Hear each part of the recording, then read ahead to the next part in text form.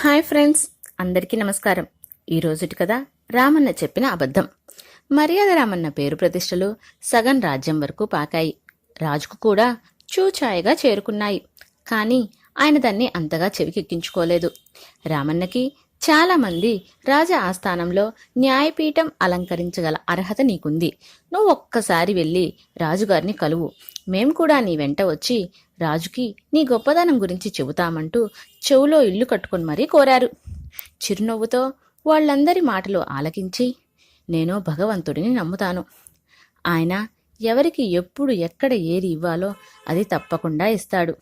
ఆయన ఎప్పుడు మనల్ని కరుణిస్తాడా అని ఎదురు చూడకుండా మన పని మనం చేసుకుపోవటమే మీరనుకున్నట్లు నిజంగా రాజ ఆస్థానంలో న్యాయపీఠం అలంకరించే అర్హత, అదృష్టం నాకుంటే తప్పకుండా అలానే జరుగుతుంది అంటూ సున్నితంగా చెప్పేవాడు.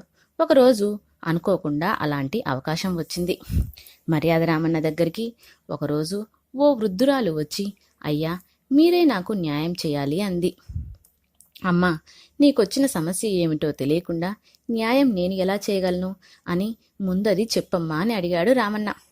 ఆ వృద్ధురాలు కూర్చోటానికి కుర్చీ చూపించి, ఏం చెప్పమంటారయ్యా, మన రాజుగారు ధర్మప్రభువులు. ఆయన భవమరిదే దుర్మార్గుడు. బంధు ప్రీతితో వేధించుకు తింటున్నాడు. ఈ విషయం రాజుగారికి చెప్పే ధైర్యం లేక వాడు పెట్టే బాధలన్నీ మౌనంగా భరిస్తున్నారు. వాడి అన్యాయాలన్నీ రాజుగారికి విన్నవించగల సమర్థుడివి నువ్వే. అమ్మా, నువ్వు చెప్పేదంతా బాగానే ఉంది. కానీ రాజుగారి భవమరిది వల్ల అన్యాయం జరిగిందని ఇంతవరకు ఏ ఒక్కరూ వచ్చి నాకు ఫిర్యాదు చేయలేదు. అలాంటప్పుడు నేను వెళ్ళి రాజుగారితో ఎలా చెప్పాలి అని ప్రశ్నించాడు రామన్న. నువ్వు చెప్పింది సబుగానే ఉంది రామన్న. అందుకే రాజుగారి భవమరిది మీద ఫిర్యాదు చేయటానికి నేనొచ్చాను. కాటికి కాళ్ళు చాపుకున్న ఈ వయసులో రాజుగారు నా మీద ఆగ్రహించినా నాకు పోయేదేం లేదు. సరే, మంచిది. ముందు నీ ఫిర్యాదు ఏమిటో చెప్పమ్మా అని అడిగాడు మర్యాద రామన్న. రాజుగారి భవమరిది నిన్న ఉదయం పన్నులు వసూలు చేయటానికి మా ఊరు వచ్చాడు. పంటలు లేక చేతిలో డబ్బులు లేవని చెప్పాను. నా మాట పట్టించుకోకుండా మా ఇంట్లో జొరబడి ఇల్లంతా పంది కొక్కులా చిందరవందరగా చేసి తరతరాలుగా మా ఇంట్లో ఉన్న శివపార్వతుల విగ్రహాలని ఎత్తుకొని పోయాడు. ఆ విగ్రహాలు మా వంశంలో 15 తరాలుగా వస్తున్నాయి. ఎవరో మహారుషి ఇచ్చాడని మా వంశ పెద్దలు చెబుతారు. రామన్న, దయచేసి నాతో రాజుగారి కొలువుకు వచ్చి రాజుగారి భవమరిది దుర్మార్గం బయటపెట్టి ఆ 2 విగ్రహాలను నాకిప్పించవయ్యా అంది ఆ వృద్ధురాలు. రాజుగారి ముందుకెళ్లటానికి సమయం వచ్చిందనిపించింది రామన్నకి. మారు మాట్లాడకుండా ఆ వృద్ధురాలి వెంట రాజుగారి కొలువుకు బయలుదేరాడు.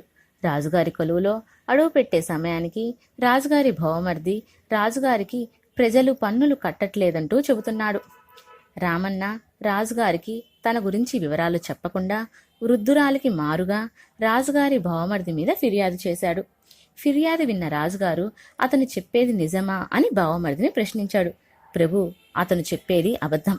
నేను ఆ వృద్ధురాలు పన్ను కట్టడానికి డబ్బులు లేవంటే జాలి తలచి ఈ ఏడాది నీ బదులు పన్ను నేనే చెల్లిస్తాను అని చెప్పి వచ్చాను. ఇతను ఏదో దుర్బుద్ధితో నా మీద ఈ నింద వేస్తున్నాడు అంటూ బుకాయించాడు. రాజుగారు రామన్న వంక చూసి, మా బామర్ది చెప్పింది విన్నావుగా, దీనికెవరన్నా సాక్ష్యం ఉన్నారా అని అడిగాడు కొంచెం కోపంగా. ఉన్నారు ప్రభు. క్రిందటేడు ఈమెకు ఆ విగ్రహాలు తయారు చేసి ఇచ్చిన కంశాలి సాక్ష్యం చెప్పడానికి సిద్ధంగా ఉన్నాడు అంటూ వినయంగా చెప్పాడు.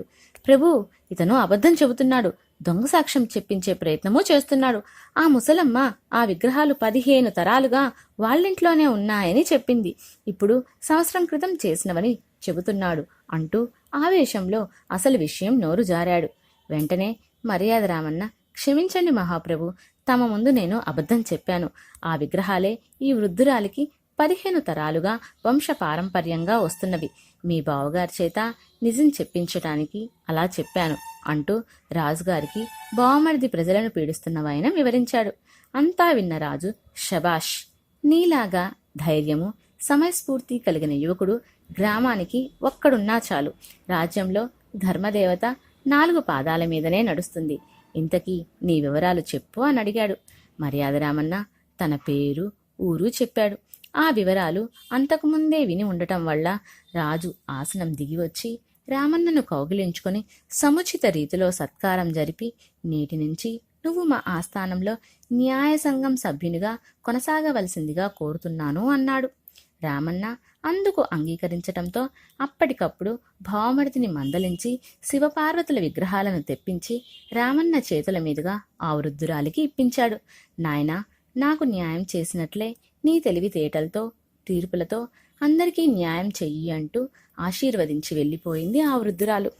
ఓకే ఫ్రెండ్స్, నా కథ మీకు నచ్చినట్లయితే లైక్ చేయండి, షేర్ చేయండి మరియు నా ఛానల్ని సబ్స్క్రైబ్ చేయండి. Thank you.